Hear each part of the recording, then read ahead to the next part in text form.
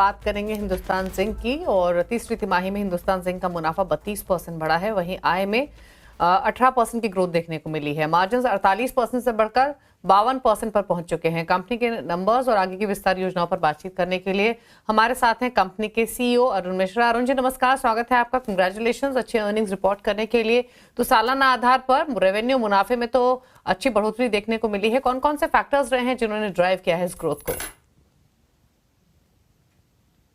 तो एक तो जरूर हमने अगर क्वार्टरली देखते हैं तो हमारे वॉल्यूम बहुत ज्यादा बढ़ा नहीं है, लगभग सेम है लास्ट ईयर सेम क्वार्टर से 259-260 हजार टन के लगभग प्रोडक्शन है मेटल का। हालांकि सिल्वर का प्रोडक्शन थोड़ा कम हुआ है, लेकिन हमको सपोर्ट मिला है एलएमई से और सबसे ज्यादा सपोर्ट मिला है हमारा कॉस्ट ऑफ प्रोडक्शन से। इस तिमाह में हम लोगों ने काफी अबाउट $1041 पर टन का प्रोडक्शन कॉस्ट हमने किया है, जो कि पिछला 15 क्वार्टर में कंटिन्यूअसली ये घटते जा रहा है।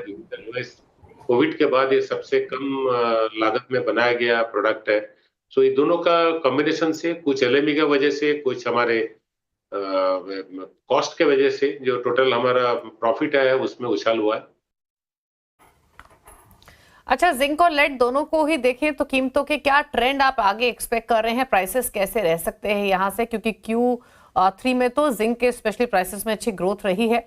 आगे के ट्रेंड्स कैसे दिखाई दे रहे हैं और रेवेन्यूज पर क्या लाइकली इंपैक्ट आगे हम एक्सपेक्ट करें हिंदुस्तान जिंक के?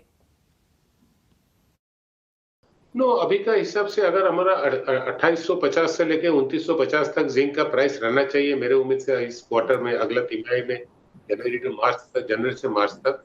लेड का बहुत ज्यादा आगे पीछे नहीं होगा, थोड़ा बहुत प्लस माइनस हो सकता है, लेकिन सिल्वर जो है अगर 30 से 31 डॉलर 3 तोला या 30-31 ग्राम के लिए अगर उतना प्राइस रहता है तो मेरे हिसाब से कंपनी का परफॉर्मेंस क्वार्टर 4 का ये लगभग बेस्ट क्वार्टर 4 हो सकता है।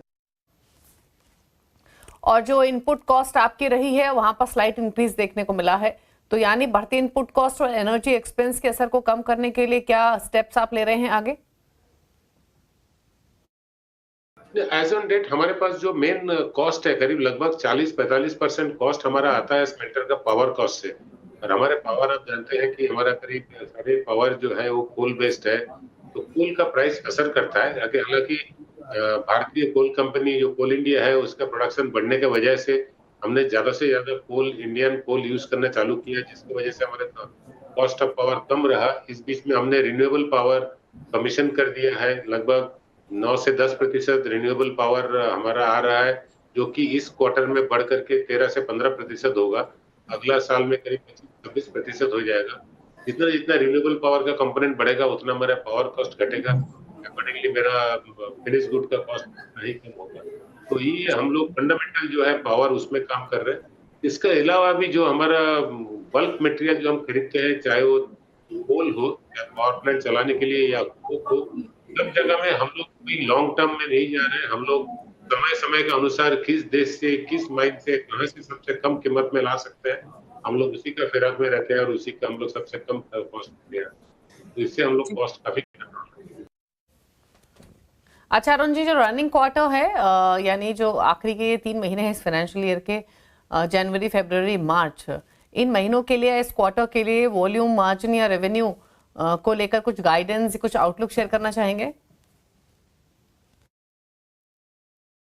तो कोई गाइडेंस में चेंज नहीं है, थोड़ा बहुत सिल्वर में अपडेट दिख सकता है, बट अदरवाइज मेटल वॉल्यूम में या तो कॉस्ट में कोई डिफरेंस नहीं होगा। हम लोग जरूर जो गाइडेंस दिए हैं उसके अंदर में रखेंगे। अच्छा, साथ ही जो कैपेसिटी एक्सपेंशन है या मॉडर्नाइजेशन है, इसके लिए आपने जो केपेक्स का ऐलान किया है उस पर किस तरीके का प्रोग्रेस देखने को मिल रहा है? नो सो हमारा capex plan absolutely on track है। हमारा तो एक सबसे बड़ा प्रोजेक्ट रोस्टर का वो अभी कमीशन होने वाला है। फर्टिलाइजर प्रोजेक्ट लगभग 50% काम हो चुका है। उसका फॉस्फोरिक एसिड प्लांट अगला फाइनेंशियल ईयर में हम लोग कमीशन कर देंगे, फिर हम लोग उसका डीएपी प्लांट पे लग जाएंगे। इस बीच में हमने 2 मिलियन टन प्रोजेक्ट लॉन्च किया है, जिसमें कुछ माइनिंग कॉन्ट्रैक्ट वो हम लोग नॉर्मल मैनर में हम लोग प्लेस करके माइन का और डीप में लेना चालू कर देंगे। इधर में स्मेल्टर एक्सपेंशन के लिए लगभग और 250,000 टन का कैपेसिटी बढ़ाने के लिए उसका एक ऑर्डर हम लोग फाइनलाइज कर रहे हैं।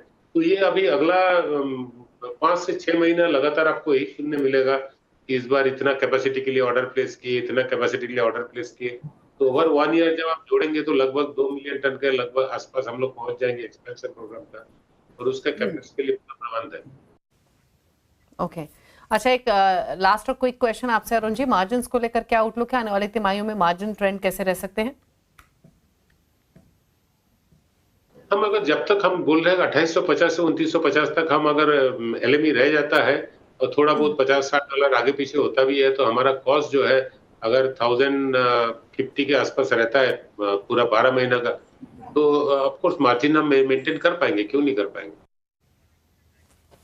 चलिए, शुक्रिया अरुण जी आने के लिए सीएनबीसी आवाज पर और अर्निंग्स पर बातचीत करने के साथ साथ एक आइडिया देने के लिए कि आगे कैसी ग्रोथ कंपनी रिपोर्ट कर सकती है। Thank you so much. SMS stock 436 पर ट्रेड कर रहा है 0.1% की बढ़त के साथ। रुकने इसी के साथ एक ब्रेक ले, लौटेंगे तो कुछ और स्टॉक्स पर करेंगे चर्चा। जल्द वापस आते हैं।